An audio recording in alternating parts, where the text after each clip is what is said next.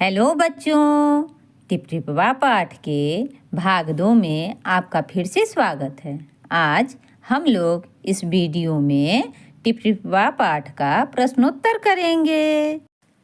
पहला प्रश्न है, आप भी कहानी सुनने के लिए मचलते होंगे। आपको कहानी कौन कौन सुनाते हैं? इसका उत्तर है हाँ, मैं भी कहानी सुनने के लिए मचलता हूँ। मुझे दादाजी, दादी, माँ और पिताजी कहानी सुनाते हैं। अगला प्रश्न है, टिप टिपवा कौन है? बाघ उसका नाम सुनकर क्यों डर गया था? इसका उत्तर है टिप टिपवा छत से टपकने वाला पानी का नाम है। बाघ उसका नाम सुनकर इसलिए डर जाता है क्योंकि बाघ को लगता है कि टिप टिपवा बाघ से भी बड़ा जानवर है। तभी तो दादी शेर और बाघ से ज़्यादा टिप टिपवा से डरती है। अगला प्रश्न है, पंडित जी बारिश का जमा पानी कैसे उलीच रहे थे? इसका उत्तर है पंडित जी बारिश का जमा पानी एक बर्तन की सहायता से बार बार उलीच कर फेंक रहे थे। अगला प्रश्न है, दादी कहानी में भोला किस पोथी को बाँचने की बात करता है? इसका उत्तर है कहानी में भोला पंडित जी के पास रहने वाला पोथी अर्थात पंचांग देखकर वाचने की बात करता है। अगला प्रश्न है, दादी ने ऐसा क्यों कहा कि टिप टिपवा का डर शेर बाघ से भी बड़ा होता है? इसका उत्तर है दादी ने ऐसा इसलिए कहा क्योंकि शेर बाघ से किसी एक दो लोगों को परेशानी हो सकती है, परंतु उस समय टिप टिपवा से पूरा गांव परेशान था। अगला प्रश्न है, पंडित जी के घर जाते समय भोला ने मोटा लठ साथ में क्यों लिया होगा?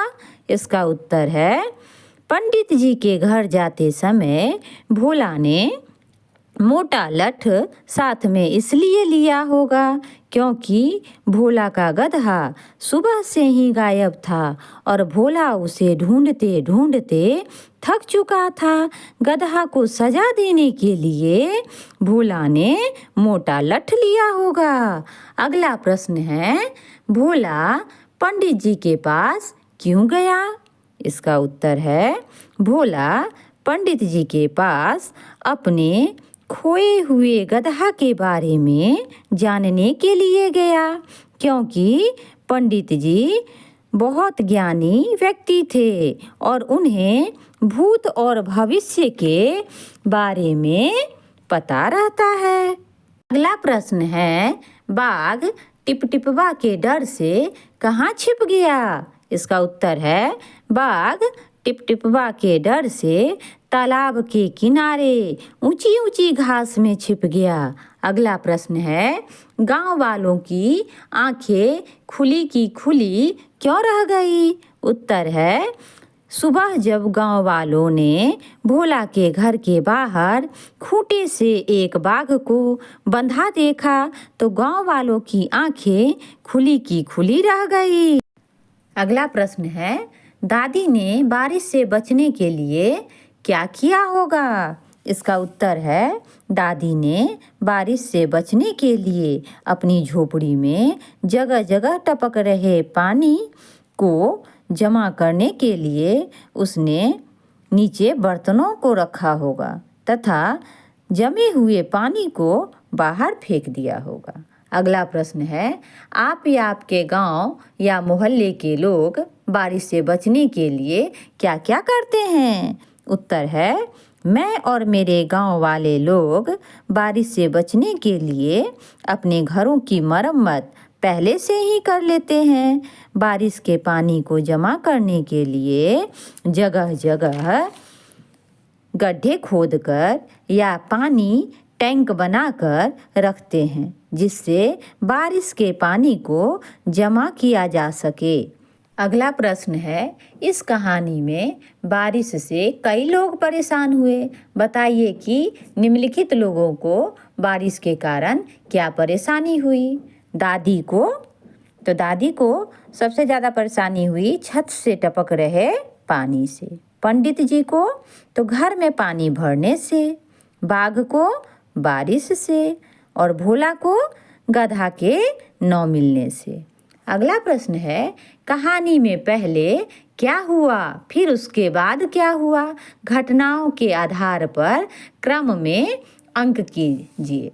तो इसमें जो बहुत सारा लाइन दिया हुआ है, इसको मैं कहानी के अनुसार इसे सजाना है। तो सबसे पहला इसमें जो 5वां वाला जो वाक्य है ये होगा, भोला अपने गधे का पता पूछने के लिए पंडित जी के पास गया। इसके बाद 2 नंबर, दादी ने कहा टिपटिपवा तो बाघ से भी बड़ा होता है। इसके बाद 6 नंबर, बाघ टिपटिपवा के डर से तालाब के किनारे घास में छिप गया। इसके बाद पहला नंबर होगा, भोला ने बाघ को गधा समझकर उसे खूंटे से बांध दिया। इसके बाद तीसरा नंबर, गांव वाले हैरानी से बाघ को देखने लगे। इसके बाद 4 नंबर, दादी की झोपड़ी में बारिश का पानी टपक रहा। अगला प्रश्न है, कहानी में शेर और बाघ की बात आई है। नीचे दिए गए चित्र में बताएं कि कौन बाघ है और कौन शेर। तो इसमें चित्र में पहला चित्र जो है, जिसके शरीर पे लंबी लंबी धारियां हैं वह बाघ है, और जिसके शरीर पे धारियां नहीं है वह शेर है। अगला प्रश्न है, बाघ चुपचाप भोला के पीछे क्यों चलने लगा। सही उत्तर पर सही का निशान लगाइए। पहला है, बाघ भोला से डर गया था। दूसरा है, बाघ ने सोचा कि भोला उसे टिपटिपवा से बचाएगा। तीसरा है, बाघ ने मोटे लट्ठ को टिपटिपवा समझ लिया। तो इसका उत्तर है, बाघ ने मोटे लट्ठ को टिपटिपवा समझ लिया। अगला प्रश्न है, सुबह से पानी उलीचते उलीचते पंडित जी थक गए थे। भोला की बात सुनी तो झुंझला पड़े। बताइए आप कब थक जाते हैं और कब झुंझला पड़ते हैं। निम्नलिखित लोगों के बारे में भी पता करके लिखिए। पहला है आप, तो थक जाते हैं पढ़ते पढ़ते, और झुंझलाते कब हैं, काम करने पर। माँ काम करते करते थक जाती है और बच्चों को लड़ते देखकर झुंझला पड़ती है। पिताजी खेतों में काम करते करते थक जाते हैं और पैसे खत्म होने पे झुंझला जाते हैं। बहन विद्यालय जाते जाते थक जाती है, उसका खिलौना टूटने पर वह झुंझला जाती है। भाई जो है खेलते खेलते थक जाता है और उसका पेंसिल टूटने पर वह झुंझला जाता है। दोस्त पढ़ते पढ़ते थक जाता है और होमवर्क मिलने पर झुंझला जाता है। अगला प्रश्न है, पोता दादी की गोद में लेटा कहानी सुनने के लिए मचल रहा था। पहला प्रश्न है, यहाँ मचलने का क्या मतलब है। तो यहाँ उत्तर होगा, यहाँ मचलने का मतलब बेचैन होना है। दूसरा प्रश्न है, आप किन किन चीज़ों या कामों के लिए मचलते हैं। उत्तर है, मैं नए खिलौने लेने के लिए तथा नए कपड़े लेने के लिए मचलता हूँ। अगला प्रश्न है, क्या कभी ऐसा हुआ है कि किसी चीज़ के लिए मचलने पर आपको डांट पड़ी हो। बताइए। तो हाँ, जब मैं बाज़ार में महंगे खिलौने लेने के लिए मचलता हूँ तब मुझे भी डांट पड़ी है। अगला प्रश्न है, सुबह से पानी उलीचते उलीचते पंडित जी थक गए थे। इसी तरह सही शब्द से वाक्य पूरा कीजिए। बॉक्स में कुछ शब्द दिए गए हैं, जैसे उलीचना, पटाना, फेंकना, डालना, फेरना, देना। इन शब्दों को वाक्य के अनुसार बदलकर लिखना है। पहला वाक्य है, सुनील खेतों को पानी से पटा रहा था। अगला है, अंकित ने जल्दी से पैरों पर पानी डाला और पैर साफ किया। अगला है, अरे तुमने तो मेरे किए कराए पर पानी फेर दिया। अगला है सभी नाव से पानी उलीचने लगे। अगला है गिलास में मक्खी गिर गई थी, इसीलिए मामा जी को सारा पानी फेंकना पड़ा। अगला है एक गिलास पानी देना। अगला प्रश्न है नीचे दिए गए मुहावरों का वाक्य में प्रयोग करते हुए अर्थ बताइए। पहला मुहावरा है चू चपर न करना। चू चपर न करना का अर्थ होगा विरोध न करना। इसका वाक्य होगा आदर्श बिना चू चपर किए अपने पिताजी की बात मान ली। अगला मुहावरा है भीगी बिल्ली बनना। इसका अर्थ है डर जाना। इसका वाक्य बनेगा पुलिस को देखकर चोर भीगी बिल्ली बन गया। अगला मुहावरा है आव देखा ना ताव। इसका अर्थ होगा बिना सोचे विचारे काम करना। वाक्य बनेगा गुस्से में मोहन आव देखा ना ताव और झगड़ पड़ा। अगला मुहावरा है दुम दबाकर भागना। इसका अर्थ होगा डर कर भाग जाना। वाक्य बनेगा बिल्ली को देखते ही चूहा दुम दबाकर भाग गई।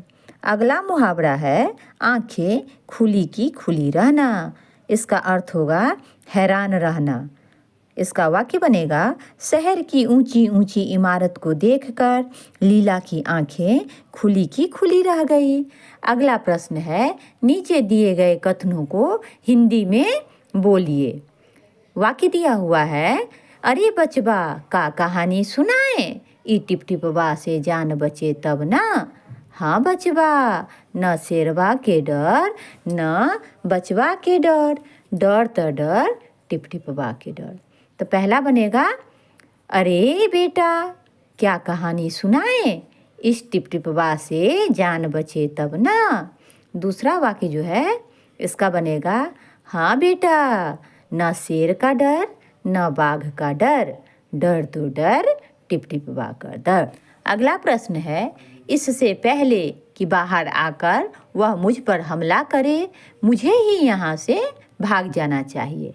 आप भी इससे पहले कि का प्रयोग करते हुए 3 वाक्य बताइए। इससे पहले कि बारिश शुरू हो जाए। दूसरा इससे पहले कि रात हो जाए घर पहुंच जाओ। अगला इससे पहले कि बहुत देर हो जाए अपना काम खत्म करो। अगला प्रश्न है निम्नलिखित शब्द स्त्रीलिंग है या पुल्लिंग पर सही का निशान लगाइए। पहला शब्द है बारिश, यह स्त्रीलिंग है। दूसरा शब्द है झोपड़ी, यह भी स्त्रीलिंग है। तीसरा शब्द पानी, यह पुल्लिंग है। चौथा शब्द लठ, यह भी पुल्लिंग है।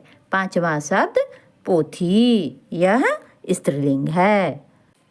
अगला प्रश्न है नीचे दिए गए वाक्यों में संज्ञा शब्दों को रेखांकित कीजिए। पहला है भोला वहाँ से चला गया। दूसरा है दादी पोते को कहानी सुना रही थी। तीसरा वाक्य है और पंडित जी लगे फिर से पानी उलीचने। अगला है धोबी को लगा कि बाघ ही उसका गधा। इन सारे वाक्यों में से संज्ञा शब्द को ढूंढना है। तो पहले वाक्य में भोला होगा, दूसरे वाक्य में दादी और पोते दोनों होगा, तीसरा वाक्य में पंडित जी संज्ञा है, चौथे वाक्य में धोबी, बाघ और गधा ये तीनों शब्द जो है संज्ञा है।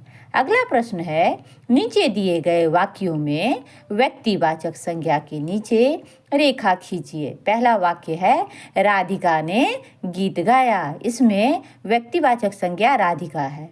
अगला हम गोलघर देखने गए थे। इसमें गोलघर जो है व्यक्तिवाचक संज्ञा है।